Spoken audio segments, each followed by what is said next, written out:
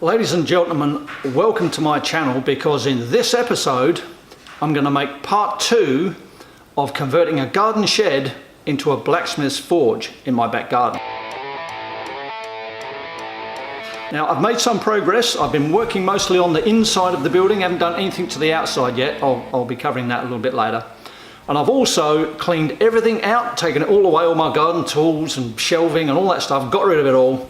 And it's basically a bare building now. I've been working on the inside, lining it all out, getting it ready to go. And the other thing I've just done, I've taken a lot of tools in there. I've taken my anvil, I've taken my little hand crank forge blower in there, I've taken my leg vise in there, and I'm just placing them around just to feel the sort of ergonomics of it, to make sure I'm not putting things in the wrong place. I'm not going to commit to anything until I'm happy with it. So what I thought we'd do now, we'll whip outside, go and have a look, have a quick look at the outside, because I've just had a new idea of what I'm going to do, and then we'll go inside the building where I'll show you where I'm going to be filming forging videos once that place is up and running. So we'll go over there now.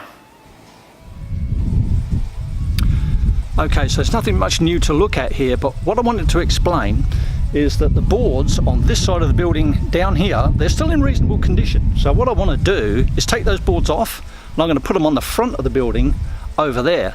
There's only a few boards missing there, and it's all part of the original part of the building, and that's what I want to keep. I want to keep the originality of that building, and plus it will save on cost as well, because recladding an entire building is actually quite expensive. So that's my new thing. That's what I just quickly wanted to show you that on the outside before we move to the inside. So we'll go inside now and have a bit of a look around.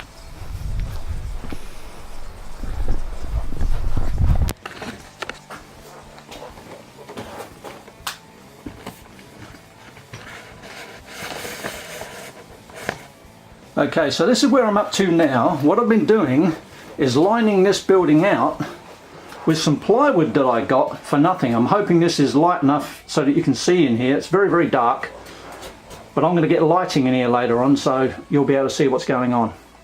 So I haven't done the ceiling yet, and there's a reason for that, because over where the hearth is going to go, which is on top of that concrete plinth there, I'm going to have to vent that out of the ceiling, so all the gases, expended gases, are gone, and to a large extent the heat as well. So to that end, what I've put there, because that's a flammable product, I've put a piece of cement fibre sheeting. I'm just leaning there, and that will stop that wall catching on fire, because that's cement fibre. There's no way that can catch on fire for me.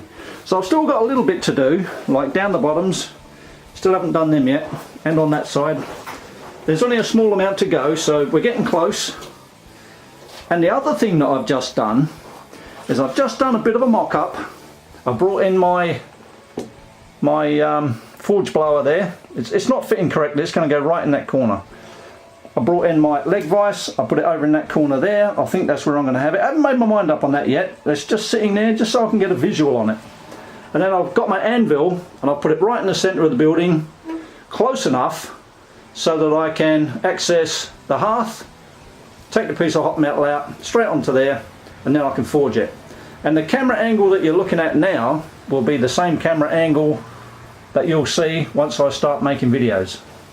So there you go, that's the inside of the building. That's as far as I've got, although that took quite a lot of work, because it needed a lot of structural timber in here to reinforce it, because quite a lot of it was rotten. You could see from the outside this building is a lot of the timbers are rotten. So I had to move the door as well, because I couldn't open the door properly, so the entire door frame had to get shifted before I could put all that plywood on.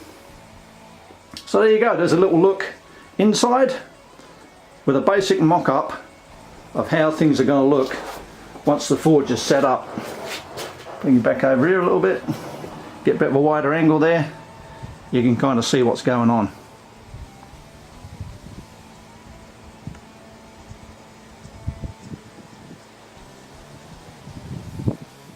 So there you go, ladies and gentlemen, a very brief update on what's happening with the blacksmith shop. There's still quite a bit of timber work to go, there's a bit of lining to go. I'm going to insulate the roof because it gets very, very hot in Australia. In summertime, that's going to be absolutely stinking hot in the middle of the day, if I didn't have some kind of roof lining on there to stop that heat coming down through that tin roof. Also, that's another reason why I'm going to have a hood, and it's going to be vented out of the ceiling. That's just to carry the heat, carry all the fumes, the smoke, everything else will just get carried out of there, and hopefully that will be okay. I forged with charcoal in a small shed like that before, a couple of houses ago, and it was fine, you know, there was no problem with that at all. The other thing that I'm going to do later on, which we'll see in a future update video, I'm going to paint it white. Everything's going to get painted white in there, all the walls and everything, and that's because it's better for filming. So this little forge that I'm building, if it was just going to be my little hobby forge and no one was ever going to look at it, I wouldn't do that. I wouldn't bother. I'd just leave that wood plain, because I actually quite like the look of that wood. But because I'm going to be making YouTube videos in there for the light to be better for this camera, that's the way I'm going to do it. I'm going to paint it all white. You'll often see some workshops where YouTubers get kind of famous and they get a bigger workshop and everything. They paint everything white. A bit like that Alex Steele. He's you know, lifestyles of the rich and the famous now. Got a great big factory. You see him go around and paint everything white. And first of all, I thought, what's he doing that for? Really, in a blacksmith shop, white paint, a good one. And then later on, he actually says it's to make better movies. And that's my covenant to you. I want to make better movies for you to have a look at, and so it's a better viewing experience for you. So that's where I'm at with it at the moment. I've done my little mock-up. I've put things out. I'm trying to get a sense of where everything is before I commit to permanently bolting something down or something like that. Now with that anvil, well, I'm going to be going super traditional here. I'm going to be putting a stump in the ground. I'm going to go out in the bush, cut an already fallen down dead tree, big enough for my anvil. It'll be about this high, so it's going to be about 1.5 meters or 5 feet high. I'm going to dig an enormous hole in there and I'm going to drop it in it.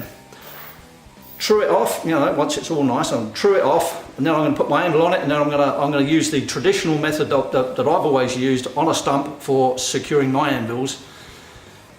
And that will permanently secure that anvil in there, and I'll make a little movie of that as well, so you can see how that all works. So that's all my update done now. I'm pleased to have been able to bring you this little video after 2 weeks. I'll try and make another one in another 2 weeks, and you can see how far I'm getting with it, and how that process goes from nothing garden shed to fully functional blacksmith's workshop. So I hope to see you then. I hope you enjoyed this little video. Maybe you found it a little bit informative, a little bit of a look. There's no real information in it. It's just for your entertainment really, and maybe a bit of information. Maybe it gets you thinking, you know, if you want to build a blacksmith shed in a shop in a small shed in your back garden, it might give you a couple of ideas. Maybe it doesn't. But thanks for watching anyway. Hope you enjoyed the video. See you later.